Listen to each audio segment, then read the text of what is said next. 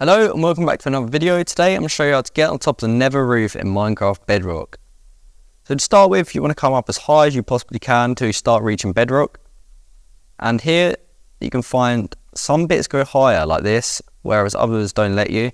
You basically want to find the highest point possible. And just basically keep breaking around to find that point. Now it looks like this bit will actually be our highest point here. So what we're going to do is we're going to drop some blocks down and we're going to throw some ladders down here. You can't actually place a nether portal to get back to the overworld like you can in Java. So if you do this, be prepared to die and make sure you don't have too many good items on you or you may lose them. However, some people might still want to get up here just to see what it looks like or to explore it. So we're going to do that now.